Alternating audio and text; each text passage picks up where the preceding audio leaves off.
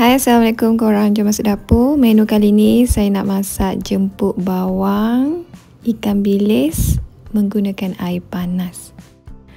Bahan yang digunakan pun simple sangat, tak banyak bahan. Ada tepung gandum, ikan bilis, bawang merah dan juga air panas. Okey, mula saya masukkan dulu lebih kurang dalam 3 cawan tepung gandum. Lepas tu ada bawang merah ni dikupas kulit. Lepas tu bolehlah dihiris secara nipis-nipis.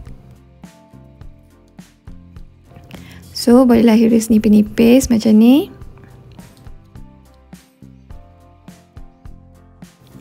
Bila dah siap, bolehlah ambil bawang, ambil ikan bilis, satukan dalam tepung gandum.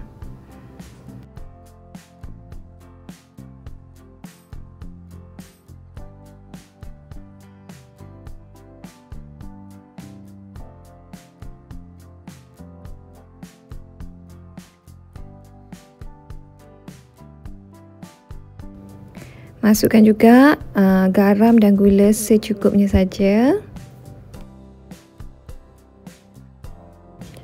Lepas tu, sebelum masukkan air, gaulkan dulu biar dia rata.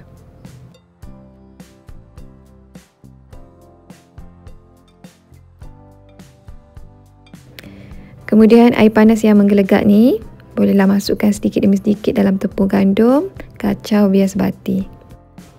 Ingat ya, ni tips untuk jadikan jemput bawang garing kat luar dan lembut di dalam. Kalau guna air panas penapis memang kurang menjadi bagi saya. So adunan tu kena kental macam ni, tak terlalu cair. Lepas tu bolehlah panaskan minyak, goreng jemput ni sehingga masak. Adunan ni dah suam-suam sikit, so bolehlah saya jemputkan dengan tangan, masukkan ke dalam kuali.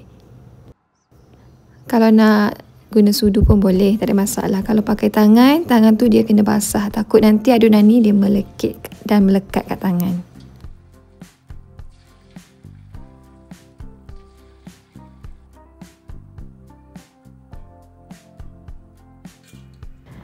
Balik-balikkan juga jemput ni biar dia masak sekata.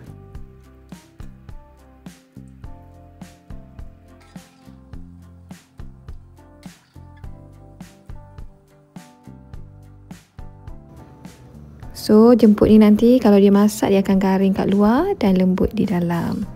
Bila dah masak boleh angkat dan siap untuk dihidang.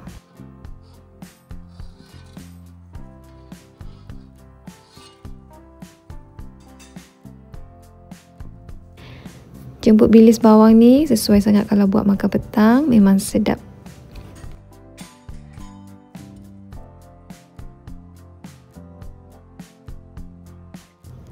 Lepas tu sos yang sesuai untuk dimakan dengan jemput bawang ni adalah sos umi jenama MH Muhammad. Okey korang, itu saja perkongsian daripada saya untuk kali ni. Thank you korang for watching. Bye, jumpa lagi.